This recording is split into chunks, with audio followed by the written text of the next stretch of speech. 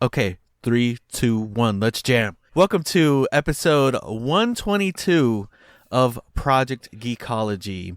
And this week we are covering the last half of Cowboy Bebop. So from episodes 14 to 26.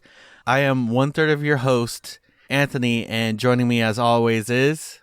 Dakota, and I love that intro. 3, 2, 1, let's jam. Good job with that one. And yeah, we're joined as always with Rich. Super excited to talk about the second half of Cowboy Bebop this week, guys.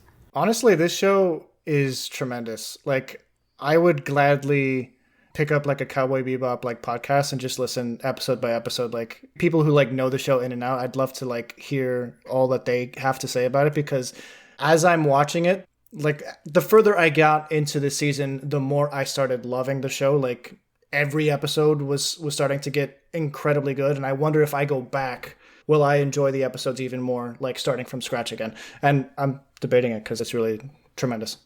It's a spectacular show. That's why, you see why I go back periodically to watch it.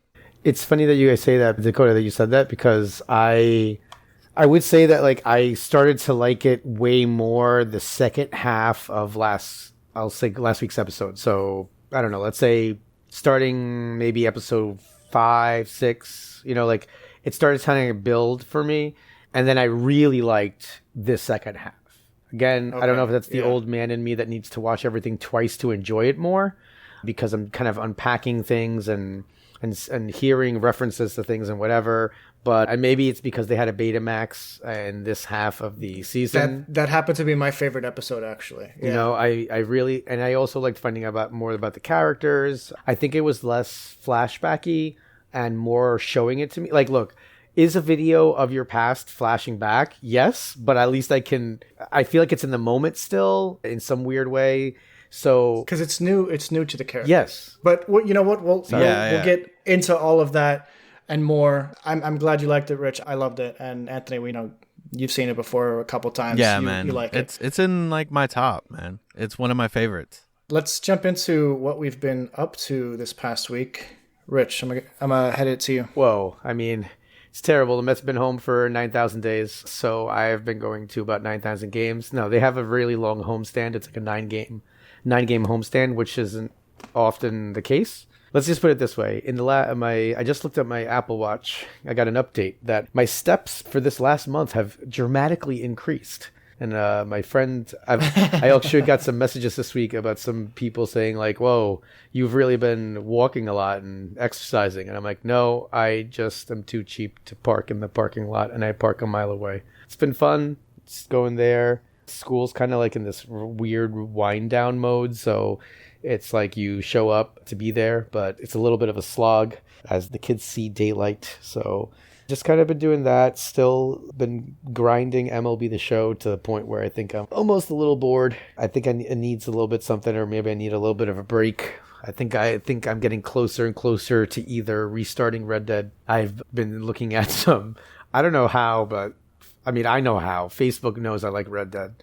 So now I just get these random posts from groups that I'm not in about Red Dead Redemption 2. It's just like, this is a great spot to find a quail. Just be there at 6 a.m. And all this talk about hunting has gotten my manly blood up and boiling. I need to kill some things and skin them and bring them to the guy who buys this stuff. I forgot the name, because I see it in Spanish, so I don't see it in English. The fur trapper, I guess. I don't know. I'm forgetting. It's peleatera in Spanish, so I play with the game in Spanish, which makes it that much harder to find things. Wait, do you actually? You play? My PlayStation's in Spanish. So, yeah. Everything's in Spanish? My PlayStation, yeah. I mean, the only time I've ever really taken it off of Spanish is that Fallout. All right, so because of the way Spanish works, trying to buy things in Fallout in terms of like the upgraded armor for I forget what the names of the suits are now. I can't remember the suits, the power armors, right? When it's the way it's written in Spanish, it's impossible to go through the list. It's really hard because everything's backwards. So like normally the like the descriptors in front, and it makes more sense. It's like at the end of the item, so it's a little bit more confusing. But yeah, I try to do it because that way I'll I'm going to say this weird thing and I'll pass it off to Anthony.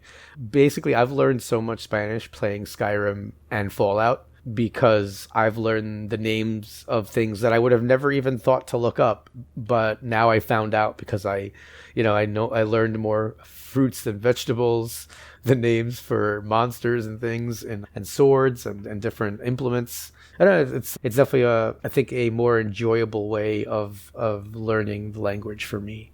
But I like that a lot. I had never considered doing something like that. I've considered like reading books in Spanish, but I think that's too heavy, too quick, and it's not engaging enough for someone who doesn't know Spanish well. I can hear Spanish and I can understand it, but yeah, I think if I had to play a game, an immersive game, a whole world like that, that would help. I'm telling you, man. Teach Spanish. Yeah, it's interesting. Phone, watch, PlayStation. The only thing I really don't have in Spanish is my computer, just because for work purposes and needing to get grading done or whatever, I keep that one in English. But it's a lifestyle choice. Oh, I forgot the most exciting news of the week, guys. So I'm scrolling on Instagram, and there's this coffee mug / water bottle, and it's called the Loud Cup. I'm like, why would it be called the Loud Cup? Well, I don't know. It has a built-in like foghorn, like a vuvuzela type horn. Whoa! All right. Why would anyone need that? So let's say you're at your local sporting event, and you want to root your team on, and you want to make sure everyone hears you, but you're far away. So you're just like, and I bought that to work. I bought that to work today. I started every class by blowing the horn. I went into people's classrooms. I stopped by admin, the main office, and I would just stop in front of people and just go, man, I'm really thirsty, and then take a sip and then switch it to the other side and then blow the horn. It was honestly, this sounds dumb, but it's one of the most fun days I think I've had at work the entire year. It had nothing to do with teaching, or it just was disrupting. At one point, Jen came around the corner and said, I knew you were in the hallway because I heard you randomly blowing the horn. Kids were just jumping because they're like, what is going on? It looks like I'm just drinking water, and then you just hear a horn out of nowhere, so they don't even know it's me. That's a good way to stay hydrated too, like you can have fun and retain water. That's excellent. That's really We're not cool. sponsored. We're not sponsored by Loud Cup, but No. I will tell you, if you just like having fun, it's like under $20 or something. It's the best purchase I've made probably in the last 10 years. Wonderful. Anthony, let's head it off to you. For me, it really hasn't been any craziness or I haven't really had much going on except for like this week at work. We went through like that merger. Like it's been that first week, and so on Monday when the merger like officially like kicked off, it was okay. But on Tuesday, Monday, because like most of the bank was closed, the only people that were there were the techs and then like all the new people coming on to the bank. But then like Tuesday, when the rest of the bank started working, it was like all hell broke loose, dude. It was insane. So yeah, Tuesday was crazy, but the past couple of days it kind of mellowed out, and today wasn't so bad. But yeah, man, it was for a good like day and a half. Work was like pretty insane. I ended up that day I stayed like an hour extra helping knock out like extra incidents that needed to be helped with. So yeah, man, that was a bit crazy. Other than that, man, I have been kind of going through some anime that have been on my list or started but like I never finished, and one of those is Kaiju number 8. Dude, it's so good. Kaiju number 8 is so good. I actually wanted to watch that. It's really good.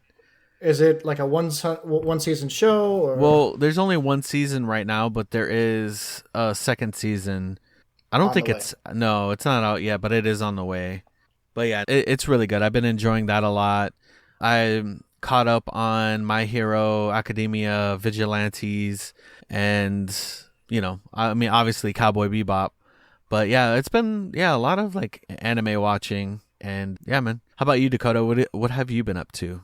I have gotten like a lot of like personal projects done, just random stuff around the house and other obligations that I've, been keeping up with, and I've basically got to a point where it's like all out of the way at this point.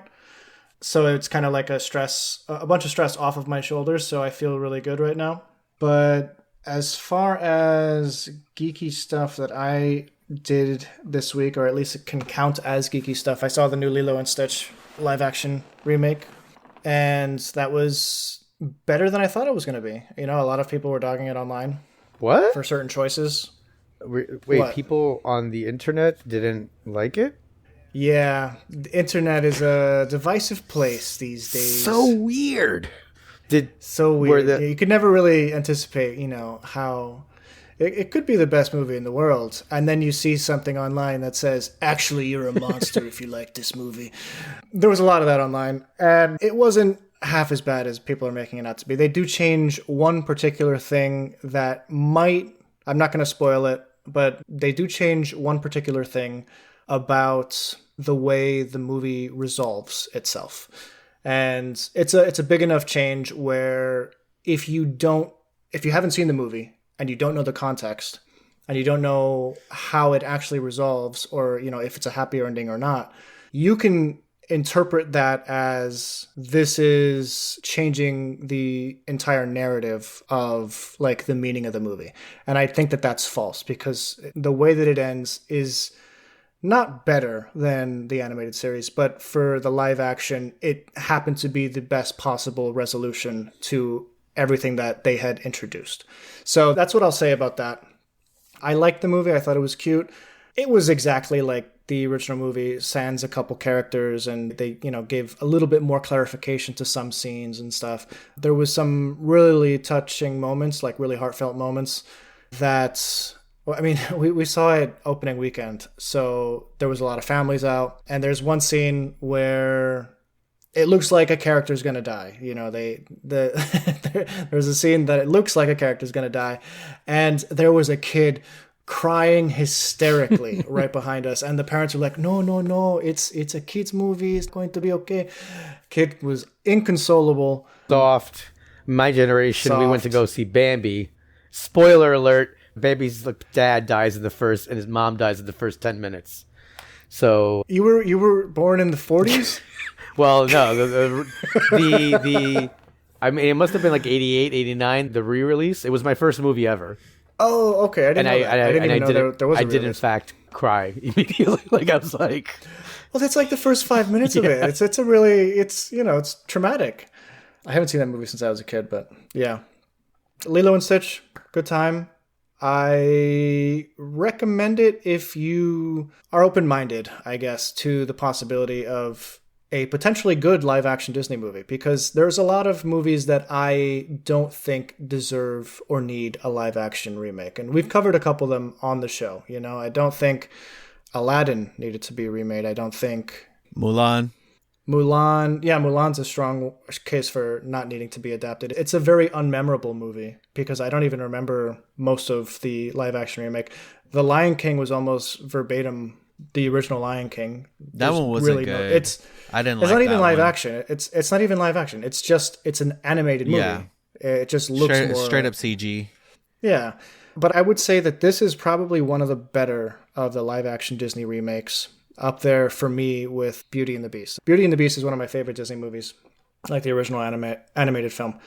But the Beauty and the Beast live action added certain songs that enhanced the story. And I thought that was really impressive. Some of my favorite Beauty and the Beast songs are from the live action. Evermore and Days in the Sun and Evermore are like top tier Disney songs, and they are from a live action movie. Yeah. So anyway... I think Beauty and the Beast dropped the ball. I mean, I'm not sure if you guys know this, but I was Chip in the Christmas play in 7th grade, and they could have cast me in that role again, and they dropped the ball. I'm not sure. I mean, it's like me and then Jonathan Taylor Thomas are just the most well-known actors for that role.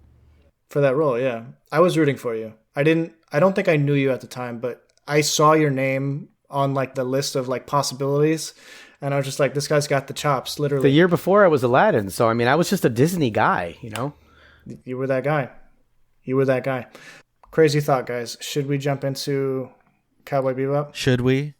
I don't think I had anything else like going on this past week. If I did, I do not remember. But yeah, let's do it. Let's jump into the discussion. Rich, I want to tee back to what you were saying earlier. You kind of mentioned that by the second half of the show, you had gone beyond just liking it. You started to really love certain aspects of it. How do you feel about the season as a whole? And do you think you'll have to go back to it to fully grasp the whole of it, I guess? I think I'll have to go back. I mean, it's just, I think that there's something that I love about introductory pilot episodes to shows, you know, where they're just, where you are a little, like, I'm okay with exposition in my first couple of episodes so that I connect and then I'm able to grow or experience the rest of the narrative alongside of the characters, if that kind of makes sense. And I'm not saying always, my experience with some anime so far has been that it kind of just hits the ball rolling and then like, we'll catch you up as we go along. And I feel very disoriented and I remember I didn't care about Jet. I didn't care about Spike. The person who I was first most interested in was Faye Valentine, but it's because we met her. I was getting more information about her. It just was presented in a way that I like to digest stories where look, Rich, we all at one point in our lives had some sort of interest towards Faye. You know, mine was, you know, a younger age, but you know, she was, you know, she's definitely created with fan service in mind, but she does have like, you know, an interesting story though. Yeah. I think in terms of like finding out about the characters, obviously we do get more about Jet and Edward here, and we get more about Spike. But I think that she was like the first character that we got some more, like, it's like it made me want to scratch the surface more. Like, what's going on there? What's with this character? Where the other two, I just kind of felt lost because I didn't feel like I was really introduced to them. So, like, and it's interesting, I won't say that then Edward's my second favorite, right? It's not because Edward then comes in later and we're introduced. I actually would say if I'm ranking the characters, I'm putting Faye and then Jet second, actually, for me, by the end of Black Dog Syndicate. The episode where he's with his old partner. I think it's Black Dog. Yeah, that was such a good episode. Right. I forget the name of the episode. We should pull up the episode list just for I'm pretty sure it's like Black Dog Syndicate or something. Cowboy Maybe I'm confusing that with the Red Dawn. I don't know. Red Dawn's. I'm crossing my wires. I think that's Han Solo. But yeah, as you look that up, I just found Black Dog Serenade. Black Dog Serenade. There we go. Serenade. I knew it was an S sound.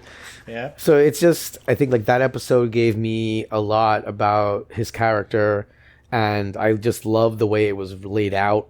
I mean, I don't know if I'm naive, but I didn't see that his partner was at play the entire time, and you know he was playing him, and he was the original. Like, I should have seen that coming, you know, like, but I just enjoyed it so much that I kind of lost the ability to analytically analyze story structure, which is what I do for a living. And that's when I know I like something, right? When I stop analyzing it for like, oh, this has to happen next. You know, I'm that guy who, when Han was killed by Kylo Ren, I gasped in the middle of the theater. And I remember my friend looked at me and said, how are you surprised about this development? And I had tears streaming down my face, you know? So by the end of this, I was like, when Ed and Ian walk away, I was like, what? Is this for real? Like, I was getting, you know, I think as the series ended, I was kind of really sad that there wasn't more to it. Like, you could tell that it was winding down. Like, it felt like everything was coming to a head. Like, it was like a lot of signs were pointing there. There was a lot of, you know, the, you know, bounty of the week still kind of going on, but there was still, you know, underlying things that were kind of at work that they were kind of building up. And what were y'all's thoughts about, you know, Faye? Faye is pretty much like a woman out of time. You know, she's like Captain America. She was frozen. That's a good way to put it. Yeah. I mean, for me, I think that was the point in the show that it all really clicked for me was learning about her origin, like waking up 50 years later. And I really liked as a timeline geek, I immediately like, okay, all right, now I know where we are in the scheme of things. Like I've seen dates like, like this character was born in 2030 or something like that. But it wasn't until they mentioned that she woke up in 2068, and this was now 3 years later. So the show takes place in 2071. And yeah, I thought that was it helped me just start pinpointing like, okay, now 50 years ago, so we're in 2071, so 50 years ago, 2021 or 2022, the moon for some reason collapses and destroys Earth. And everything's changed ever since. Now Earth is just surrounded by asteroids and stuff like that. So just that little bit of Faye's backstory helped me kind of parse out the timeline, I should say, in my head. And I liked that. I liked it a lot. It was really cool. And yeah, knowing that she wasn't always this like cold, heartless bounty hunter is interesting, because what happened in those 3 years that, she has decided that like this is the person that she has to be because she doesn't remember the person that she was.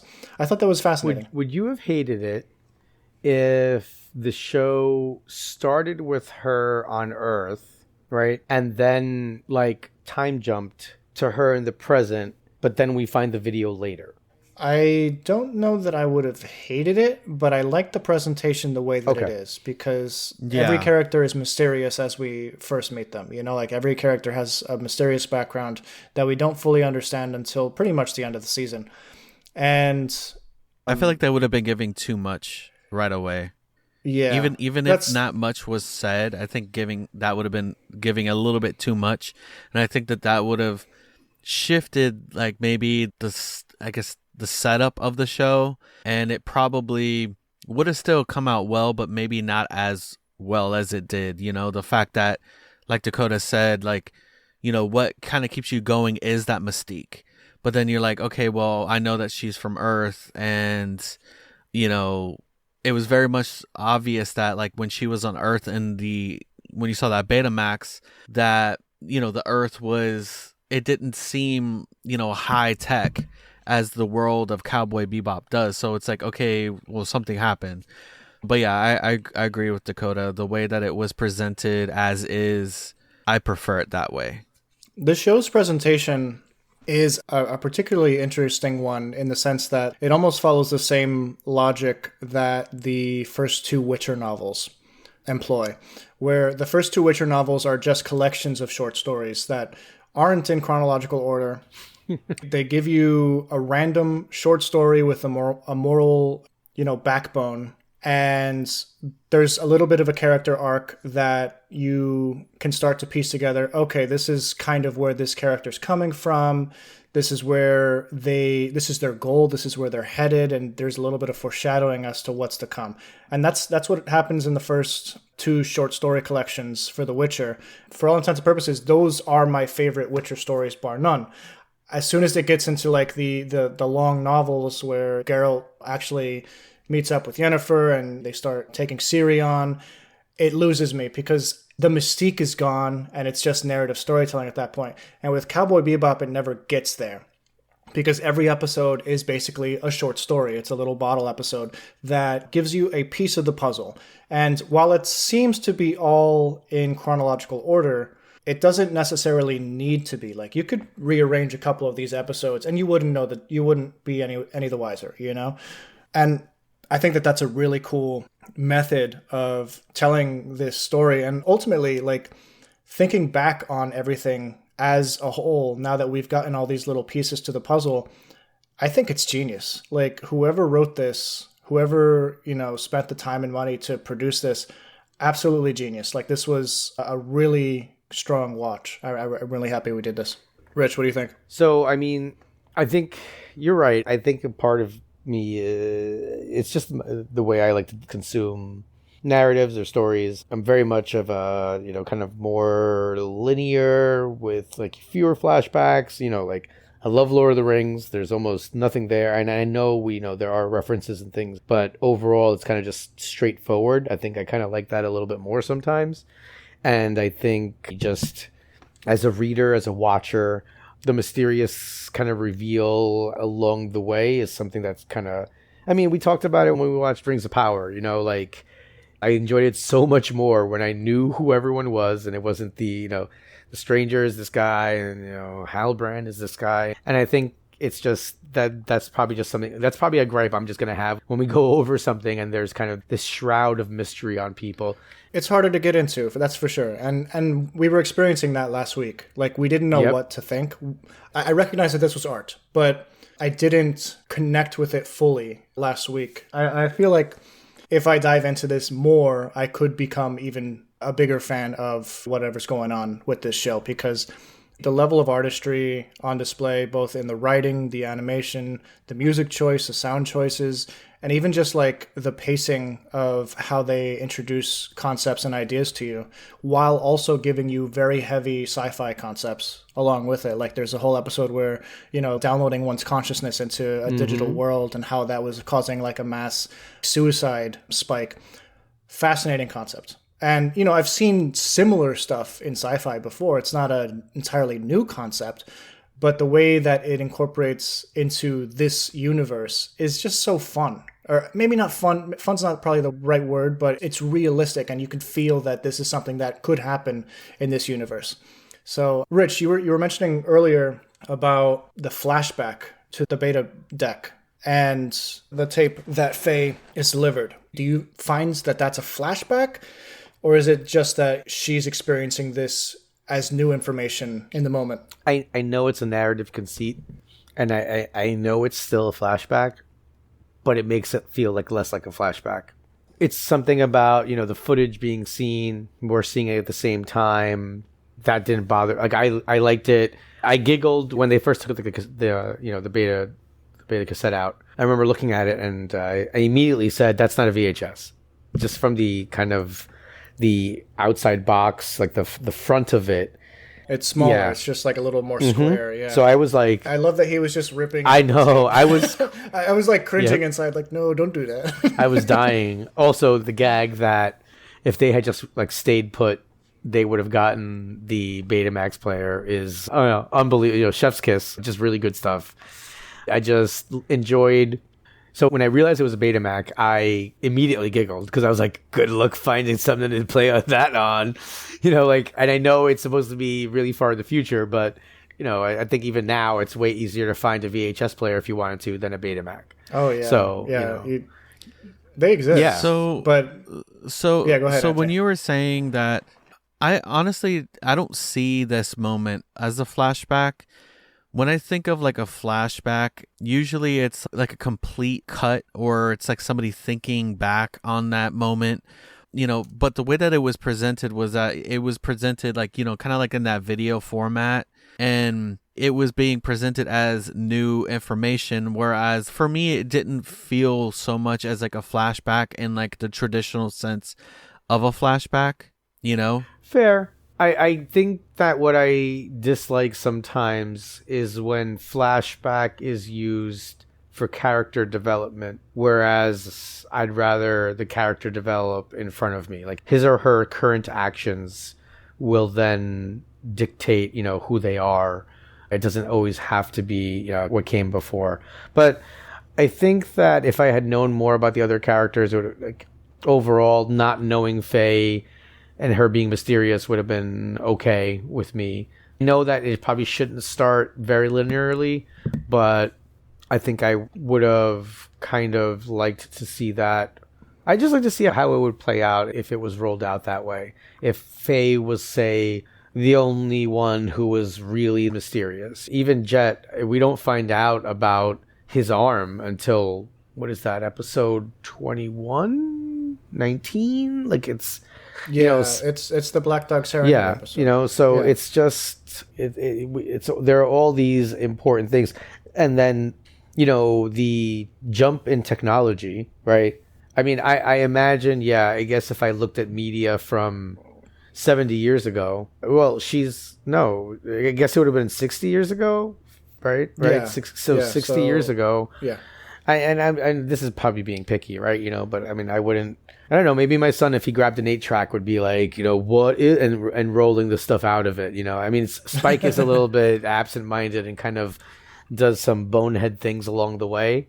So I guess it's not completely out of character for him to immediately destroy something before having any idea what it is, That's like in like movies or TV shows where they're reading a comic book and like they'll like fold back the pages and they'll just like flop it around, and it's like in my head I'm like, no, you're gonna crease it. What are you doing? Yes, I have owned hundreds of comic books. I do not crease anything. Like it's very, except for like the first couple things I read when I was a kid are like damaged, but I can't throw them out because sentimental value. But my wife bought me Hulk 181, the first appearance of Wolverine. I know if you're listening, you're probably like, well, actually, he appeared in the last panels of Hulk 180, and you would be correct. But his first full appearance was 181, and we went to Comic-Con one year, and she picked it up for me, and I brought it home, and I could tell she was waiting for me to take it out and read it, right? And was it like was it graded? Yeah, well, it's not in the it wasn't slabbed. No, it wasn't graded, but I still I went and I downloaded it digitally and I started reading it, and she's like, "What are you doing?" Yeah. And I'm like, "What's wrong? I can't open that." I was like, "That's like the Ark of the Covenant. Like that thing is staying there." I have every issue from like that first appearance to the entire first run of Wolverine, and then Volume 2, Volume 3, Volume 4, like basically up until the volumes that just came out 3 years ago. I had every single issue, and I have them hermetically sealed, and I'll never open them. So that would be me. That would be me if I had like an Action Comics number 1 in front of me. Oh man! Like I'd be like, I'm not even like going to like glance at this thing. It might burst into flames. Yeah. We're sorry, I derailed that conversation. Well, it derailed from the Betamax that that Spike destroyed. How we treat analog content, and I like that they do separate the current time of 2071 from the more analog time of like the early 21st century, and I think that the progression of technology is probably a little bit crazier than will actually exist in our timeline. But I do like the vision, like the idea of how life is going to be like. I mean, even if we watch like Blade Runner in 2019, LA looks like the most crazy, like futuristic society, but obviously 2019 LA just looks like LA. So right. The same thing could be said about Back to the Future 2015. Back to the Future 2. Oh, I was like, wait, Back to the Future 2015? What? Yeah. Yeah, like how they made 2015 look super futuristic and like oh, that's what you meant. Yeah, sorry. None of that technology exists. Yes, that was a good point. Shoot, even Space Odyssey 2001. That's a good one too. Yeah. So, I mean, the technological creep isn't as fast as we might expect it to be, but it is fast in certain other aspects of life. Like, I don't think most sci-fi, from 20, 30, 50 years ago didn't expect us to be as technologically savvy with stuff like smartphones and computers and stuff like that. No, yeah, it didn't. Like, even like a lot of them had like video calling, but it looked so old school. Like the depiction of like a futuristic like video calling, except for like maybe Star Wars, whereas like they have like the holograms. We have not really made it to that point yet. I mean, holograms kind of exist, but it's really like, an illusion type thing, not where it's like something that's really being projected right in front of us. So Anthony, we heard Rich's favorite characters ranked. How do you rank the characters, or at least their backstories? So as far as the backstories, I mean, I like Jet a lot. I really feel like he's got a lot of heart. He's that character that like, he'll say like, go do what you want, I don't care, but then he'll have their backs, And so I really like him a lot. I would say that, honestly, to tell you the truth, like, oh, man, backstory wise, maybe like Jet, Jet, Faye, Spike, and Edward. But then, like, if I said likability, I would say Edward, Jet, and Spike and Faye like live on that same line because they're practically two sides of the same coin. Wait, what do you mean? Like And likability, likability? like, you know, Like they're all the same, or what do you mean? No, I'm saying likability, like that you like them, you know, like that Yeah. you enjoy them. That's what I mean. so how would you rank them on a basis of like liking them? That's what Edward. So Edward, Jet, and then Faye and Spike are on the same line because they're like the same person. That's what I was saying. Okay, I see what you're saying. Oh, okay, all right, gotcha. Yeah, okay. So you're a big Ed fan. Yeah, well, I guess Ed and Jet are like interchangeable for me because like they're like really like, you know, like they have lovable like personalities, and like Ed kind of injects that childlike humor into it. Like I really enjoyed, you know, the whole chess episode. Was that last week or was that this set of episodes? I don't remember. Was it The chess episode? Yeah, no, it was this week. Yeah, but I think it watched that. was it Bohemian Rhapsody? That Yes, so it was the first episode that we yes. watched. Yeah, so I really liked that one, that they had like that chess master, and like Ed was playing like the same game for like that entire time. It was for such a long time. And I like that the chess master was just like, this guy's either a genius or an idiot. Yeah, I love that. And it's probably a bit of both. Yeah, no, absolutely. But yeah, no, I would say like Ed and Jet are like interchangeable, whereas Faye and Spike are like kind of the same because they get on each other's nerves, but I think that's because they're very similar. Right. I liked the Ed episode Mushroom Samba because it Yes. was mostly an Ed and Ein episode. Yes. There wasn't much going on with the other characters besides like they were hungry, but for the most part it was just Ed and Ein on an adventure, and I was laughing my butt off. Yeah, me too. Like yeah. some of the animations that they like whenever they had Ed running and she's just like flailing her arms in the background, it's such a funny like idea. It's like I forget the name of those monkeys, but like if you ever see like certain like lanky monkeys run, they keep their hands in the air because their arms are too long and they would hit the ground. It looked like that. It was really funny. I like that episode too. That one was hilarious. And like the whole like train sequence was like hilarious with them. Yeah. And again, it's just beautiful animation throughout. Like they don't skimp on it ever in this show. And even like smaller scale episodes like this one feel impactful and feel worthy of your time. And I think that's really fun. Were there any episodes, really quick, Rich, we were talking about certain episodes that we liked about Ein, specifically like the Bohemian Rhapsody episode with the chess master, as well as the mushroom episode with Ein and Ed. What are your thoughts on those? So the Bohemian Rhapsody, I really enjoyed that one, but I think that for me the mushroom one was it's perfect. I don't know if it's so we know he eats the mushroom and he starts hopping right away.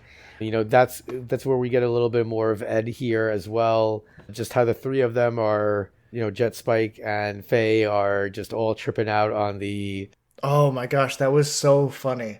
The idea of just pretending or like thinking that he's going up these stairs that are like never ending is such a funny visual. And they actually visualize like he's just slightly stepping up and down on the same step. But I think my so favorite, and it's because I've seen people come to the conclusion that they've solved the mysteries of life, you know? So my favorite line, honestly, it was Jet sitting there going, oh, that's it. I figured it out. I figured what life's all about.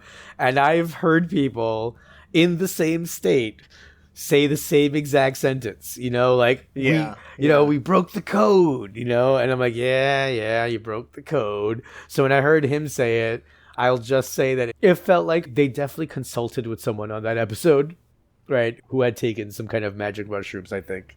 And they were like, I wouldn't doubt the writers of the show to have, you know, gone on that trip themselves, because the thing with good science fiction that you don't see a lot today is life experience.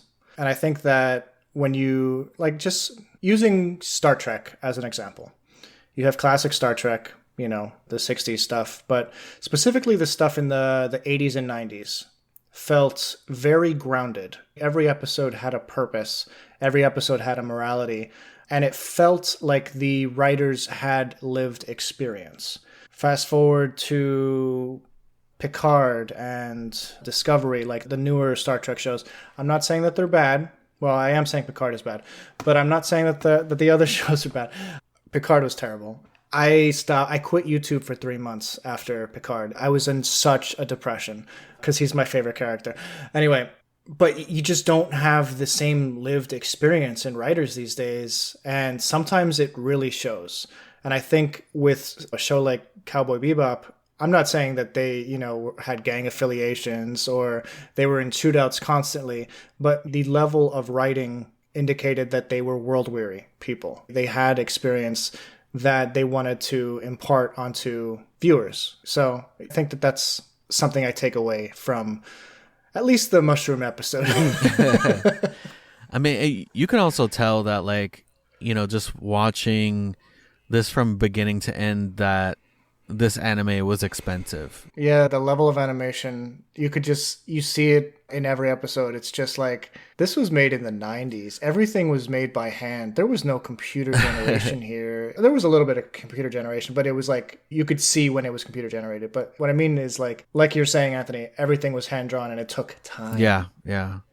Well, and then that's why, like, last week I was kind of saying that, like, there's aspects of it that you can tell that it's a 90s anime, but there's also a lot of it that makes it look different than the rest of what came out during that time.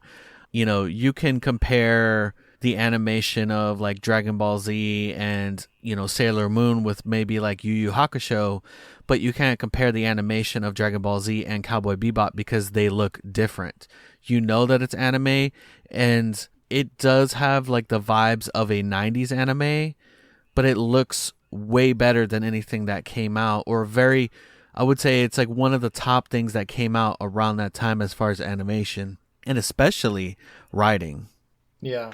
Rich, did you find anything, like, impressive about the animation style, or anything that stood out to you about that? Granted, it was produced many years ago. Even just it's not as crisp, obviously, as things that come out now.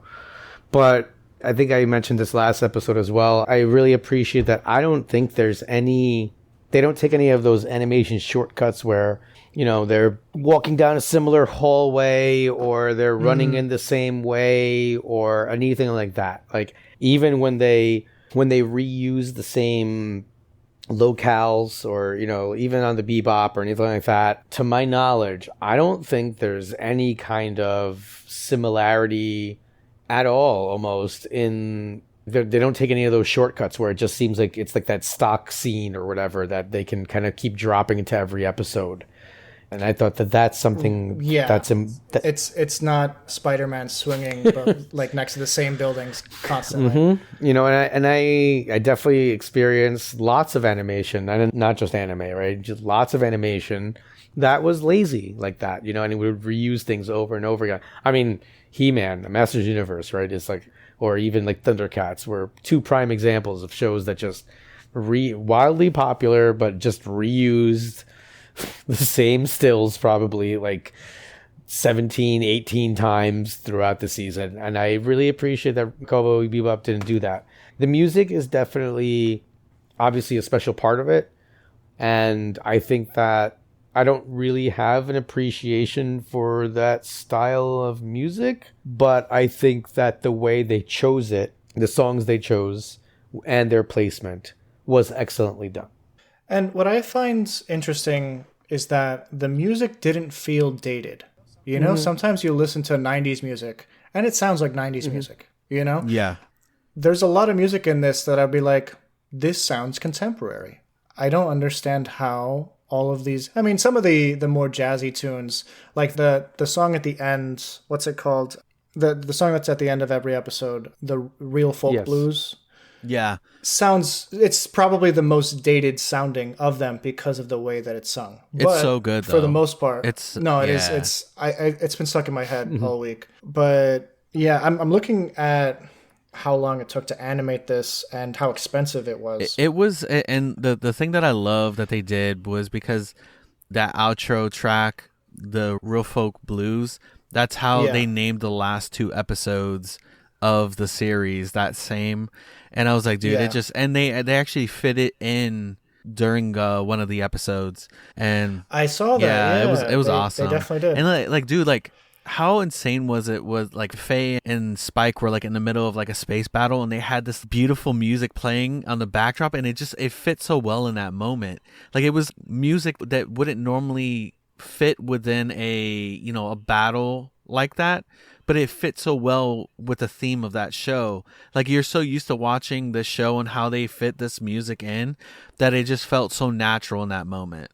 That's a really good point. And that harkens back to like what I was trying to get at last week even. There's scenes where it has a juxtaposition between action and very mellow, I should say, or melodic music that you wouldn't necessarily put on something like that. A lot of times you would put something a little bit more energetic, but it almost causes you to like hold your breath because it sounds like something's about to happen. And it's a real, just genuinely cool way to incorporate music into it. So really quick, Anthony, you said that it was expensive and that, it must have taken a long time. It took about 2 years to animate this season, which is a very long time for, anime.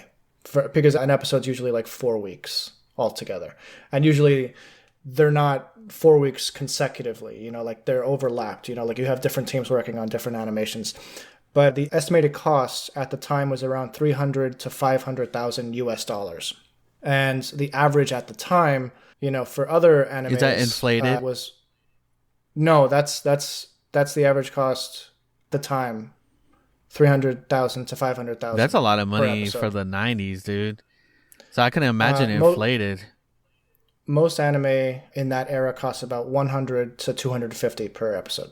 250,000 per episode. So this is what almost $500,000 gets you as far as animation in that time period, and it shows. Yeah. It would be like well over $1 million in today's buckaroos, but yeah, I loved it, guys. Yeah, this was a really like incredible show. So yeah, in the first part of in part one, we get a little bit of we talked a little bit of the standoff between Spike and Vicious. Whereas in this one, we finally get like that last standoff between Spike and Vicious. What were y'all's thought about that? Spike finally got Julia, came back into his life, and then he lost her. And, was it Jin's brother? It was Shin? like Lin's brother Chin. Yes. I think that's what it was.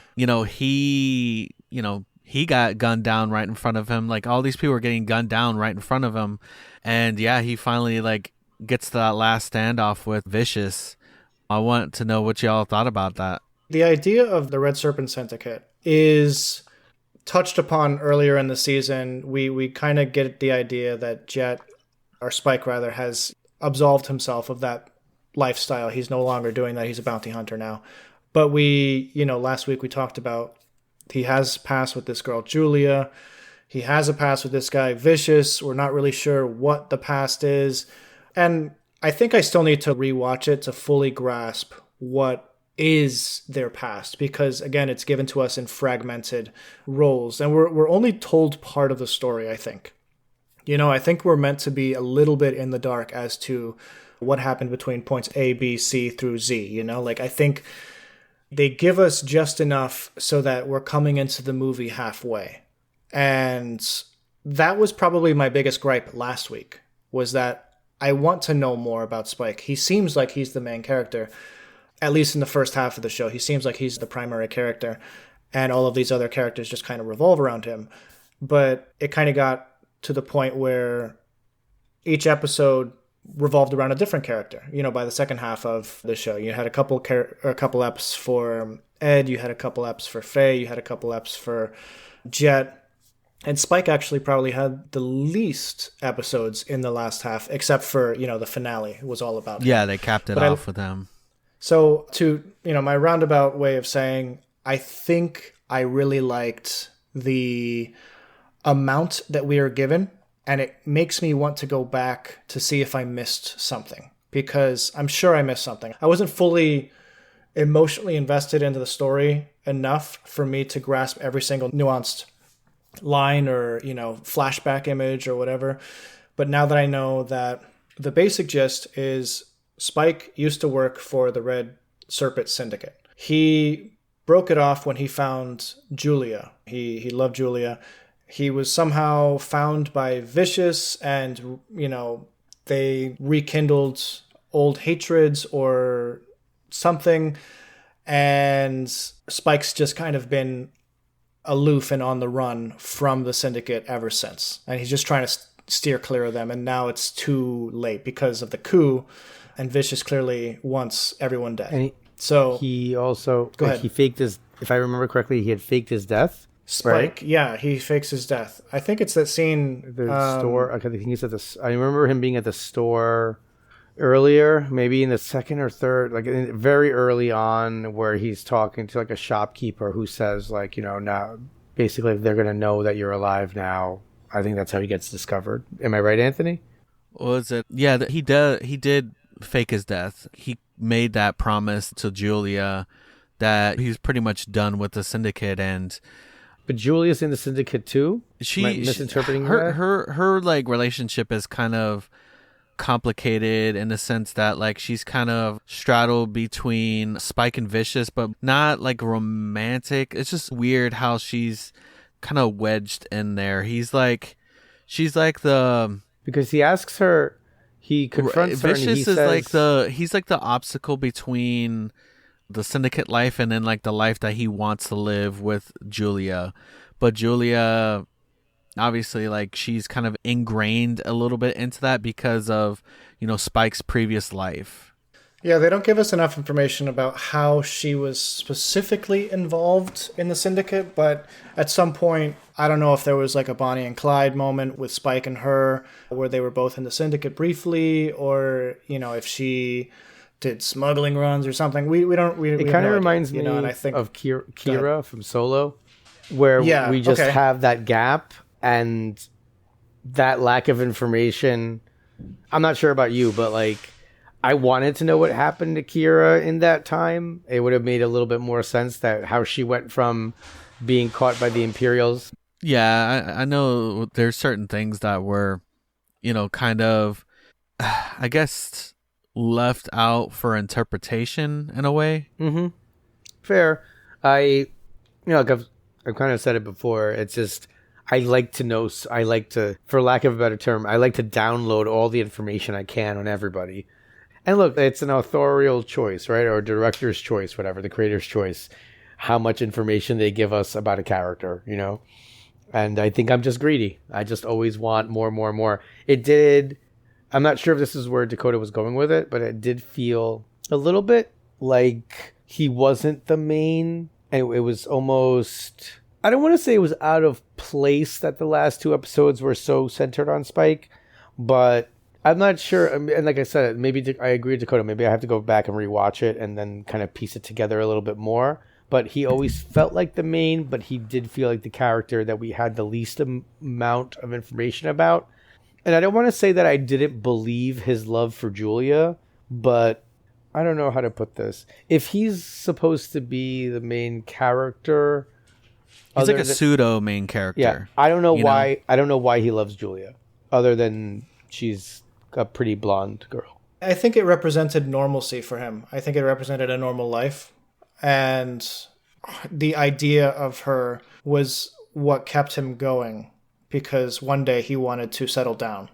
And a lot of times, in the last couple episodes, they mentioned something along the lines of, let's just run away and, stop all this. Yeah. But obviously you can't run away from your past. Not when your past is the Red Serpent Syndicate and Vicious, trying to kill you. Yeah, and then what I thought it was so crazy also with the whole setup that Vicious did, kind of taking down those heads.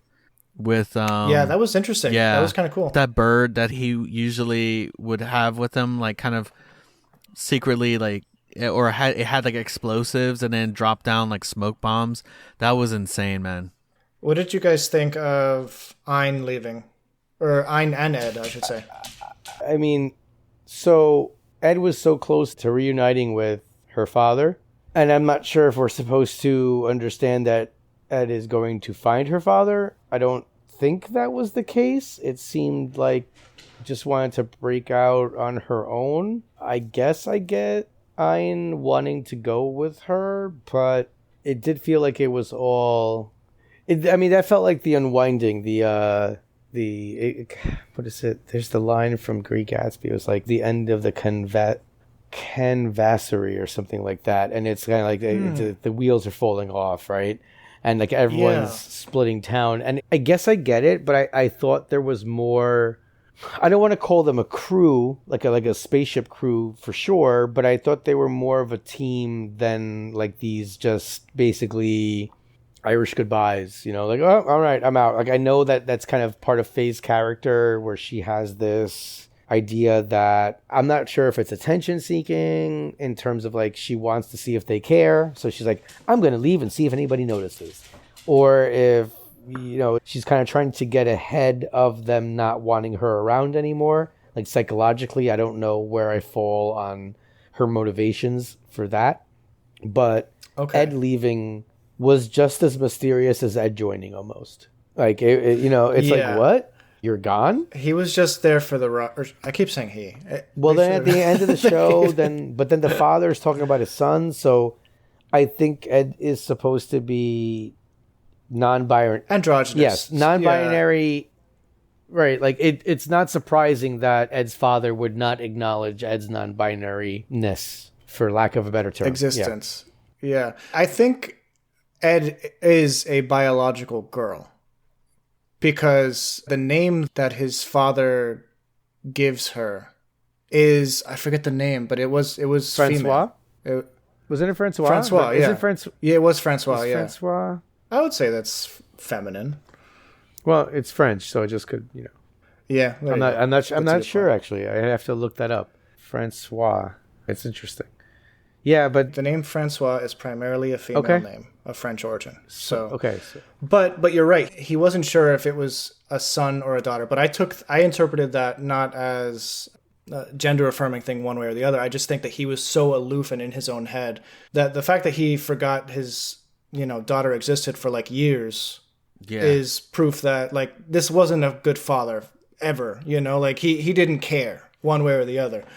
Well, I mean, you saw how he like took off just like right then and there. Oh yeah, without a thought in his head, like work called and he was off. So I don't think that Ed was going to visit her father, but I think that Ed's time with the crew had ended. It was almost like a hitchhiker, and they were back home. But I was a little bit hurt when Ein left. I was just like, no, go back. There's food there.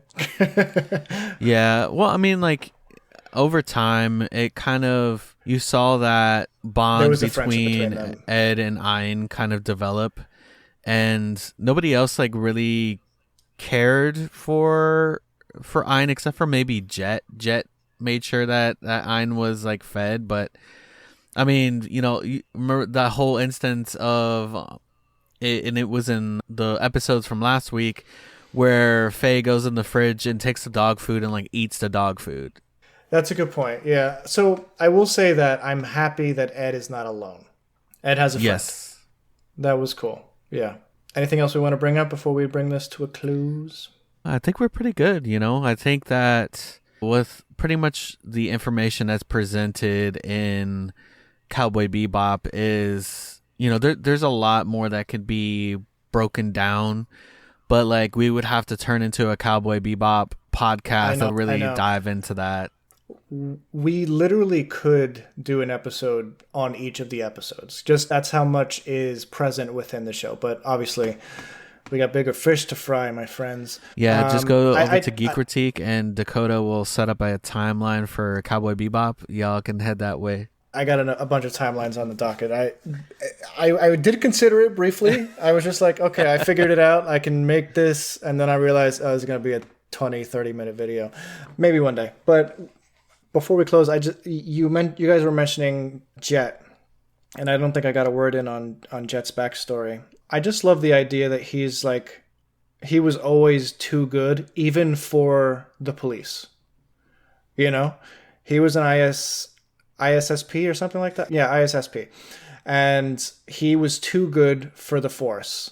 And he was the only one who was uncorruptible. But he's the one that left the Force. And, he's seen as like a vigilante almost / bounty hunter that like kind of plays outside the rules. But he's still the one with the moral compass. And I think that at the end, the fact that his partner was the one who betrayed him and even almost tried killing him at the end to get rid of the evidence, I'm assuming. Yeah.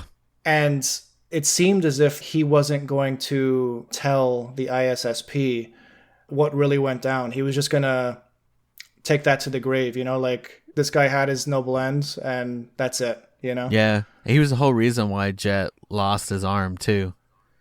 I know. Yeah. What a jerk. But Jet's a real one. Guys, thank you so much for listening to us here for our 122nd episode. Yes, 122nd episode. What are we covering next week?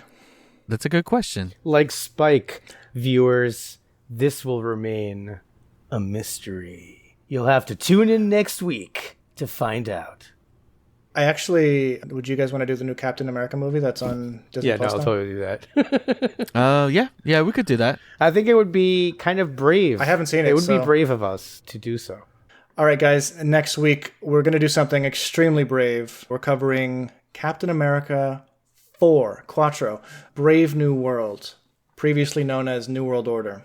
I get the names confused all the time online. It's stuck in my head as Captain America New World Order. But yeah, we're going to cover Brave New World for episode 123 of Project Ecology. So be there or be square. Guys, if you liked what you heard today and you haven't already given us a review, please be sure to make it juicy, kind of like those mushrooms that they were eating that just opened their mind. I want you to open our mind with your juicy comments. Please review us a nice 5-star juicy review, and yeah, if you want to check out any of our socials, be sure to click down into the show notes and you will find us there. Any last thoughts on Cowboy Bebop, gentlemen? If y'all have not seen Cowboy Bebop, you need to watch it right now. Stop what you are doing and go watch it right now. And if you have everything, but watch it. Yes, yeah. I mean, look, you could still enjoy it even with everything we talked about. And if you have seen it and you haven't seen it in a while, go back and watch it. This is your wake-up call. Go watch Cowboy Bebop again or for the first time. Rich, last thoughts? You guys done it again. You took a genre that I previously did not dip my toe into, and you found something that I can honestly say, if you guys are not normally fans of anime, this is something different, and it is something you should take a look at, and I think that you will enjoy. You heard it here first, folks. Actually, you've probably heard it elsewhere before, but you've heard it here third or fourth. Tune in next week for Captain America, Brave New World, and we'll hear from you next week, guys. You're going to carry that weight. See ya, Space Samurai.